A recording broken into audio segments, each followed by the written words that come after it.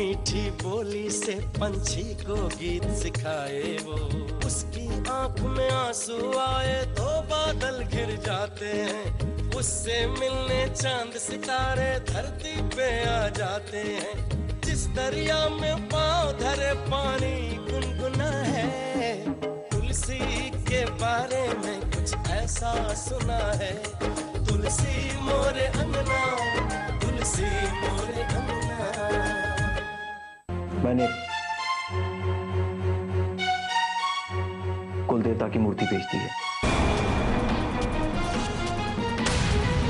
भैया तुलसी बता रही थी कि उनका घर काफी तंगी में रहता है। किसने कहा कि उनके पास पैसे की कमी है? तुलसी बेटा जरा वो बैग देना। माँ ने कपड़े भेजे मुझे देखने। बेटा मैं निकालता हूँ ना। इस घर का मालिक आपका बड़ा बेटा आपके मंझले बेटे और अपने छोटे भाई को सूद पे पैसे दे रहा है। और तुम बिना कुछ बोले राजी भी हो गए। तो और क्या करता, मुझे तो कोचिंग सेंटर खोलना ही है ना। जब पैसे कमाऊंगा तो सूद समेत लौटा दूंगा। बड़ा है सूद देने वाले। अरे कम से कम बात तो करनी चाहिए थी ना। वो ऐसा क्यों करता है? क्या बात करते हैं अम्मा जी? उस दिन कहा तो था, देखा नहीं आपने? भैया ने कैसे टका सा जवाब दे दिया था। हमें तो लगता है कि हम लोगों का इस घर पे कोई हक ही नहीं है। हम भी गरीब माँ बाप की बेटी हैं, पर कूड़े के ढेर पे भी नहीं पले। बहू तुम हमेशा ऐसे बात क्यों करती हो? जरा सा ऊंच नीच कुछ हुआ नहीं कि घर बाहर ससुराल मायका? मत किया करो इस तरीके की बात। अरे जितना हक हाकिम और उसकी पत्नी का है इस घर पे, उतना तुम्हारा और अजीत का भी है। आगे से मत करना इस तरीके की बात। तो कैसी बात करें अम्मा जी? अपने ही घर के लोगों से कोई ब्याज पे पैसे लेता है भला? मानते हैं कि बाबूजी के बाद भैया ने ही सारा कारोबार संभाला, पर घर की पूंजी से ही संभाला ना। और अब जब कारोबार अच्छा चल पड़ा है, घर परिवार सब अच्छा हो गया, तो सारी जायदाद में कुंडली मार के बैठना चाहते हैं। ऐसी बात नहीं है बहू, हाकिम ने ऐसे ही बोल दिया होगा। मैं बात करती हूँ उससे। कुछ बात करने की जरूरत नहीं है माँ, मुझे तो कोचिंग सेंटर खोलना ही है ना। चाहे अपने पैसे से खोलूं, चाहे भैया के ब्याज के पैसे से। लेकिन एक बात है, मुझे भी फिर अपने एक एक पैसे का हिसाब चाहिए जो मैंने दुकान से कमाकर इस घर में लगाया है। अरे तुम लोग ऐसी बातें क्यों कर रहे हो? घर में मेहमान आए हुए हैं, जरा भी भनक लग गई उनको तो क्या सोचेंगे वो? जो भी मान सम्मान बचा हुआ है इस घर के लिए, उनके मन में सब खत्म हो जाएगा। मुझे कोई फर्क नहीं पड़ता, उनको जो समझना है समझे, जो करना है करें। मुझे मेरा हक चाहिए बस। माँ, इस घर में बहुत तमाशा हो गया है, मैंने बहुत बर्दाश्त कर लिया, अब मैं बिल्कुल भी बर्दाश्त नहीं करूंगा।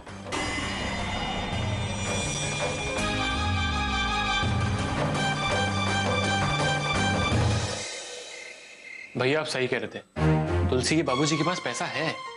तुम्हें कैसे पता? भैया मैंने उनके बैग में 1.5 लाख रुपए देखे, वो किसी को उधार देने वाले थे। इसका मतलब मैंने जो कहा था वो बिल्कुल ठीक कहा था। हाँ भैया आप सही कह रहे थे, जो इंसान 1.5 लाख रुपए किसी को उधार दे सकता है वो गरीब तो हो नहीं सकता, उनके पास बहुत पैसे हैं। बिल्कुल, यही तो मैं कहता हूं, जिसके पास पैसा होता है वो दिखावा नहीं करता। तुमने वो कहावत नहीं सुनी, अधजल गगरी छलकत जाए और भरी गगरिया चुप पे जाए। जिसके पास होता है वो ज्यादा बोलता नहीं है, समझे? भैया फिर तो लगता है कि जमीन की बात कर लेनी चाहिए उनसे। यही तो हम कह रहे थे, तुमने हमारे मुंह की बात छीन ली। लोहा गर्म है, चोट मारो काम हो जाएगा। लेकिन भैया मैं अकेले बात करूं या आप भी चलेंगे मेरे साथ? हमको लगता है कि तुम अकेले बात करो तो ज्यादा अच्छा रहे। लेकिन भैया मेरे हिसाब से आपको भी मेरे साथ चलना चाहिए, क्योंकि प्रोजेक्ट तो उनको समझाना ही पड़ेगा ना, तो आप समझा देना। ठीक है, ठीक है, तुम उनसे जमीन की बात करना और हम प्रोजेक्ट के फायदे की बात कर लेंगे। बिल्कुल भैया, उनके दिमाग में ये बात अच्छी तरह से बैठ जानी चाहिए कि ये मुनाफे का सौदा है, और जिस वक्त ये बात उन्हें समझ में आ गई वो उसी वक्त हाँ कर देंगे। हाँ कैसे नहीं करेंगे? अरे अपने दामाद और अपनी बेटी की बात को कोई नहीं टालता है। भैया फिर तो समझिए कि स्कूल खड़ा हो गया। तुम्हारे मुंह में घी शक्कर। वो अजीत बाबू नजर नहीं आ रहे। आता होगा, काम से लौटने में देर हो जाती है। अब रोजी रोटी जो ना कराए, कहा है कि मेहनत बहुत कर रहा है, पर एक बात है कि हमें खुशी है कि हमने उसको सेट कर दिया है। ये आपने बहुत अच्छा किया बेटा, आपकी बात तो काबिले तारीफ है। अब राम सुबह भैया के जाने के बाद में जिस तरीके से आपने परिवार को संभाला है, भाई आपने दोनों भाइयों को सेट कर दिया। ये सबके बस की बात नहीं है। अजीत तो सेट हो गया चाचा जी, लेकिन कहा है कि विनय का मामला कुछ सेट नहीं हो पा रहा है। लेकिन हमने तो सुना है कि दामाद जी आपके साथ काम कर रहे हैं। हाँ, कर तो रहे हैं, पर कहा है चाचा जी कि हमारा ये मानना है कि इंसान को जब मन का काम मिलता है ना, तो बरकत तभी होती है। और मेरा मन है कि मैं आर्किटेक्ट स्कूल खोलूं। अब भैया के पास सरकारी फंड तो है, लेकिन जमीन की दिक्कत आ रही है। ऊपर वाले का दिया सब कुछ है हमारे पास, किसी तरीके की कोनो परेशानी नहीं है। बस एक ही चिंता है कि हमारा विनय किसी तरह से सेट हो जाए, इसके मन का काम इसको मिल जाए। हाकिम बाबू, कैसी जमीन चाहिए? अगर आप मुझे बताएं तो मैं भी कुछ कोशिश करूंगा। कुछ खास नहीं, बस 3 एकड़ के करीब जमीन होनी चाहिए, सड़क के किनारे वाली। पर ऐसी जमीन कहीं दिख नहीं रही है। हम जमीन का भाड़ा देने के लिए भी तैयार हैं। लीजिए रोटी। कहा है कि एक बार विनय का काम शुरू हो जाए तो दुल्हन भी स्कूल के काम में उसके साथ हाथ बटाने लगी, और फिर इन दोनों की जिंदगी की गाड़ी भी पटरी पर। अरे ये सब चाचा जी की प्लेट में थोड़ा सब्जी डालो ना। बस बेटा। बापूजी, बड़े भैया से कहिए ना, हमें भी साथी के साथ शहर जाना है। अरे बेटा, मेरा कहना ठीक नहीं रहेगा। अब हाकिम ही इस घर के मुखिया हैं, अब वो जैसा चाहे वैसा करेंगे। क्या बात है चाचा जी? कुछ नहीं, बस वो तुलसी दामाद साहब के साथ में शहर जाने को कह रही है। हाँ हाँ ठीक है, चली जाना, पर पहले चाचा जी की प्लेट में भिंडी ला के रखो। जाओ जी, लेके आते हैं। बिल्कुल बच्चे जैसा मन है इसका। हम चाहते हैं कि इसकी खुशी बरकरार रहे, ऐसे ही। बड़े नाजों से पाला है मैंने इसे, इसकी हर छोटी बड़ी खुशी पूरी करने की कोशिश करी है मैंने। देखिए चाचा जी, बच्चे की जिद पूरी हो जाती है, लेकिन बच्चा बड़ा हो जाए तो उसकी जिद पूरी करने के लिए पैसा चाहिए। उनके पैसे और इनके स्कूल के बीच में ये जमीन बाधा बन रही है। एक जमीन मेरे पास में भी है, पर ये स्कूल गांव के पास तो नहीं खुलेगा ना? क्यों नहीं खुलेगा? बिल्कुल खुलेगा। अरे हम कहते हैं कि बल्कि गांव की तरफ ऐसा स्कूल बहुत अच्छा रहेगा। चाचा जी, शहर में ऐसे बहुत से स्कूल हैं और गांव में इस तरह के स्कूल पहुंच ही नहीं रहे। आप अगर सच कहें ना, हमारा ये दिमाग है तभी से चला है, गांव के लिए ऐसे स्कूल लाए जाए। और देखिए चाचा जी, ऐसा नहीं है कि ये जमीन हम आपसे फ्री फंड में ले रहे हैं। हम हर महीने आपको इस जमीन का भाड़ा देंगे। नहीं नहीं, भाड़े की बात नहीं है। अब बेटी और दामाद खुश रहें तो और क्या चाहिए। हमें 50 साल के लिए जमीन लीज पे चाहिए। अगर आप चाहें तो ये जमीन तुलसी बिटिया के नाम पे कर सकते हैं। वैसे चाचा जी, कितना भाड़ा मिलता होगा साल का इस जमीन का? साल का 35,000 मिलता है। लो, और हम आपको 15,000 रुपये महीना देंगे। सालाना नहीं, हर महीना। ठीक है, मुझे मंजूर है। आपने तो हम दोनों भाइयों के मन का बोझ हल्का कर दिया। इसमें ब्याज वाली क्या बात है? पैसे कितने मुश्किल से मिलते पता ही है। मीनू के पापा कितने मेहनत करते हैं, ठीक से पैसे संभालो नहीं तो कहां चले जाएंगे पता भी नहीं चलेगा। पैसों के भी बहुत हाथ पैर होते हैं। और देवर जी पैसे लेकर वापस दे दे बस। इन्होंने भी तो जुगाड़ किया था ना कारोबार शुरू होने से पहले। ऐसी बात नहीं है दीदी, बाबूजी बहुत कुछ छोड़ के गए थे। अगर भैया जी को भी बिजनेस करने के लिए पैसा ब्याज पे लेना पड़ता तो भैया जी भी आज तक कुछ नहीं कर पाते। तुम तो ऐसे कह रही हो पूनम जैसे बाबूजी खजाना छोड़कर गए थे। अरे इनका मेहनत का फल है ये मेहनत नहीं करते ना इतना तो ये घर इतने अच्छे से नहीं चलता, वरना भगवानी मालिक था इस घर का। अरे बाबूजी के छोड़े पर ये घर चलता ना तो पता नहीं क्या होता कि ये दरे पर सब राजा बन जाते। दिन रात मेहनत करनी पड़ती ना, तब पता चलता। तो आप तो ये कहना चाह रही है कि इस घर पे हमारा कोई हक ही नहीं बनता, बस 2 वक्त की रोटी मिल जाती वही बहुत है, जैसे नगद पैसे पे तो हमारा कोई अधिकार बनता ही नहीं। क्यों नहीं है पूनम, लेकिन 1.5-2 लाख रुपए कम नहीं होते, और चलते हुए कारोबार से अगर 1.5-2 लाख रुपए निकाले तो कारोबार चौपट हो सकता है। अच्छा, तो आपकी बातों से तो ऐसे लग रहा है कि भैया जी के पास पैसा है ही नहीं। तो अगर पैसे है तो लुटा दे। अच्छा, तो अपने सगे भाई को पैसे देने का मतलब है पैसा लुटा दिया।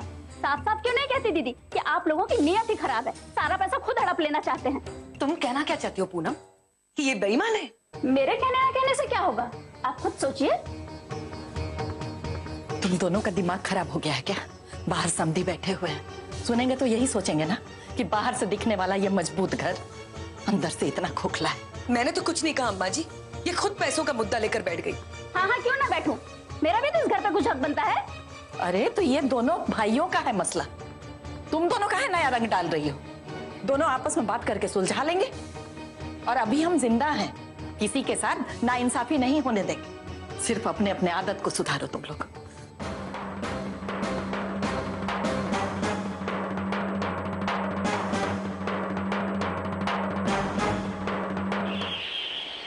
हाँ माँ, आपके दिए हुए कपड़े ना सबको बहुत पसंद आए। हाँ हाँ, अम्मा को भी। हाँ ठीक है वो। पता है माँ, हम ना साथी के साथ शहर जा रहे हैं। भैया जी ने साथी को कहा है कि तुलसी को भी साथ लेके जाना, घूमेगी फिरेगी तो मन बहल जाएगा। हाँ बाबूजी आज ही निकल रहे हैं। तैयारियां हो गई बाबूजी? हाँ बेटा, बस तैयारी हो ही गई है। तुलसी बेटा। जी बाबूजी। जरा तुम भी इधर आओ। अच्छा माँ, हम बाद में बात करते हैं। ठीक है जी बाबूजी।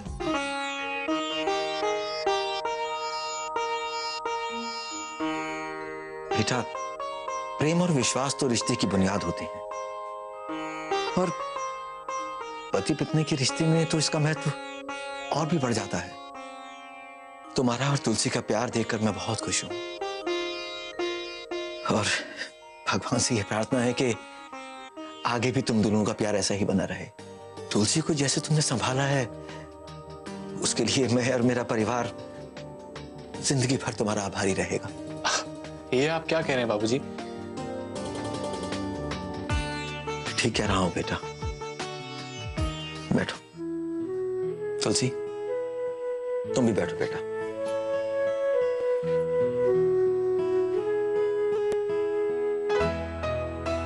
ठीक कह रहा हूं बेटा, हमारी हैसियत कहां थी कि तुम्हारे परिवार में अपनी बेटी को ब्याहने की। ये तो तुम्हारी मां का बड़प्पन है जिसने इस परिवार में हम दोनों को बांधा।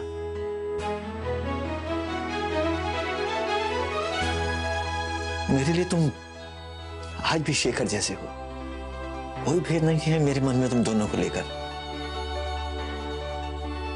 तुलसिया, वो घर आज भी उतना ही है जितना पहले अपना था। अब जमीन की लीज को लेकर बहू बेटे नाराज होंगे, लेकिन मुझे तुम दोनों के भविष्य के बारे में भी तो सोचना है। बिल्कुल नहीं बाबूजी, इसमें नाराज होने की तो बात ही नहीं है। अभी जो आपको जमीन का पैसा मिल रहा है उससे आपको ज्यादा मिलेगा, और 50 साल बाद तो आपको जमीन वापस मिल जाएगी। अब आप कहें तो मैं उनसे बात कर सकता हूँ। नहीं बेटा, तुम्हें किसी से बात करने की जरूरत नहीं। अरे मैं हूं ना, तुम ऊपर वाले का नाम लेकर अपना काम शुरू करो। चाहे तो कल ही तहसील आ जाओ, तुलसी को लेके कागजी काम निपटा लेते हैं। लेकिन कल तो हम शहर जा रहे हैं ना। हाँ जा तो रहे हैं, लेकिन कल दिन में 3 बजे के बाद जा रहे हैं ना, तब तक तहसील ऑफिस का काम तो कर ही सकते हैं। अच्छा तो कल का तय रहा, तुम दोनों आ जाना, मैं तुम्हारा इंतजार करूंगा। मैं चलता हूं। अच्छा, खुश हो बेटा।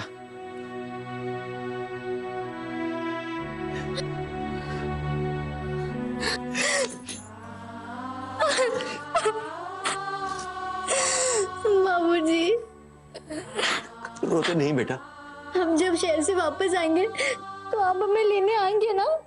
आऊंगा बेटा, आऊंगा मैं लेने। बाबूजी, माँ की बहुत याद आ रही है। रोते नहीं बेटा।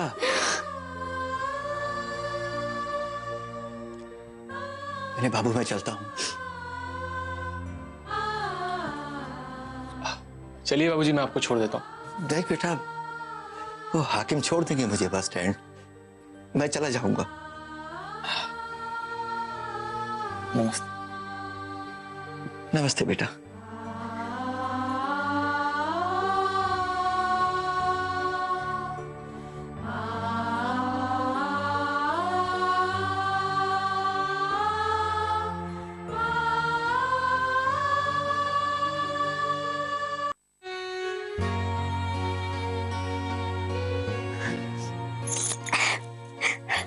तो साथी, हम शहर जाने की तैयारी करते हैं।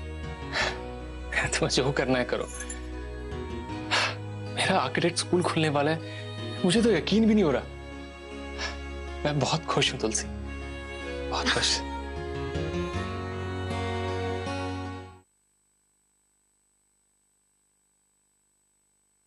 चाचा जी चले? हाँ चलिए ना। वो चाचा जी, जाने से पहले वो जमीन के कागज पे अगर छोटी दुल्हनिया के दस्तखत हो जाते तो। हाँ हाँ, वो विनय बाबू से मेरी बात हो गई है। कल वो तुलसी को लेकर के तहसील ऑफिस आ जाएंगे।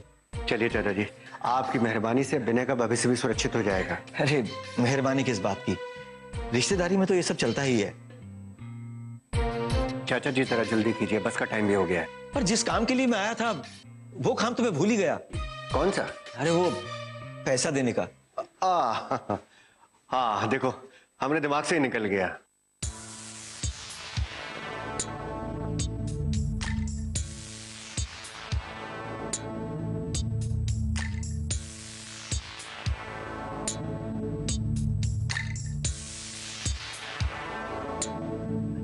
ये लो बेटा।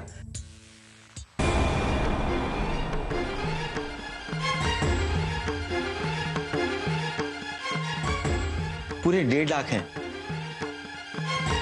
गिन लीजिए। कैसी बात कर रहे हैं चाचा जी, हमें आपके ऊपर भरोसा नहीं है का? है? अरे भाई साहब,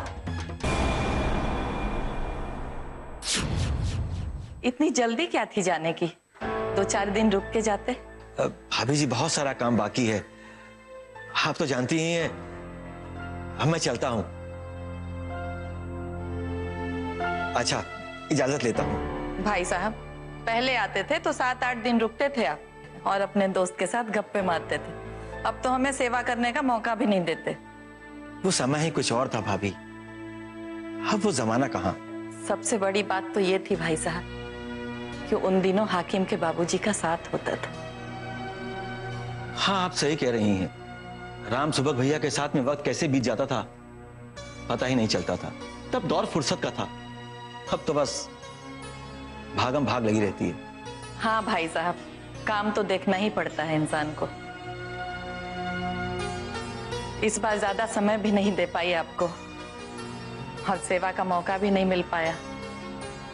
फिर आइएगा भाई साहब। कैसी बात कर रही हैं भाभी जी, अब तो रिश्तेदारी जुड़ गई है, आना जाना लगा ही रहेगा। बेटी से दिल खोल के बात हुई ना आपकी? बहुत बात हुई, बहुत खुश दिख रही है। हमारी शिकायत तो नहीं कर रही थी ना? आपकी कौन शिकायत करेगा भाभी, जिस घर में आपके जैसी माँ हो और हाकिम जैसा बड़ा भाई। आप चले? अच्छा तो भाभी जी अब चलते हैं, प्रणाम। प्रणाम। आइए। चाचा जी जी आप चलिए, मैं आता हूँ। हाँ, अच्छा बेटा। माँ, ये जरा पैसा संभाल के रख देना। लेकिन हाकिम, मैं एक बात तो पूछना भूल ही गई। भाई साहब ने ये पैसे क्यों दिए तुम्हें? अरे क्या है ना, वो शादी के समय हमसे उधार लिए थे, सो लौटा दिया। ये काम तुमने बहुत अच्छा किया हाकिम। तुम्हारे बाबूजी के बहुत पुराने मित्र हैं वो। तुम्हारे इस सेवा से तुम्हारे बाबूजी के आत्मा को बहुत शांति मिली होगी।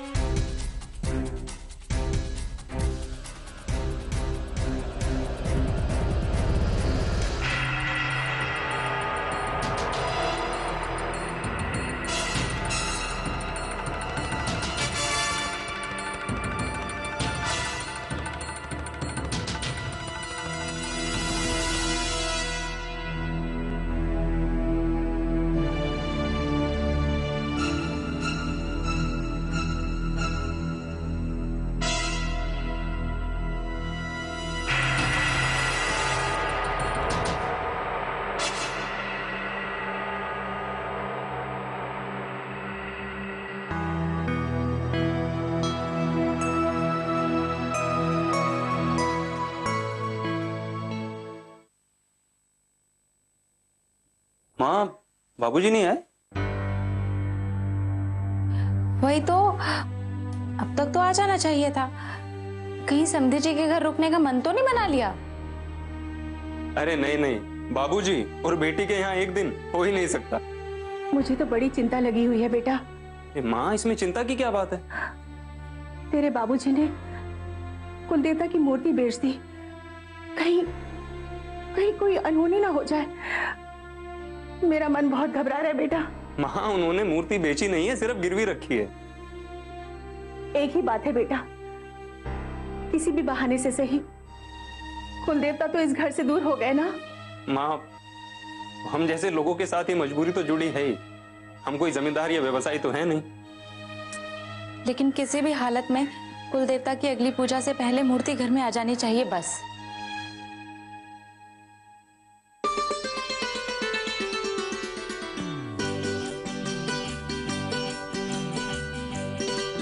क्या बात है जी, आप बहुत खुश लग रहे हैं।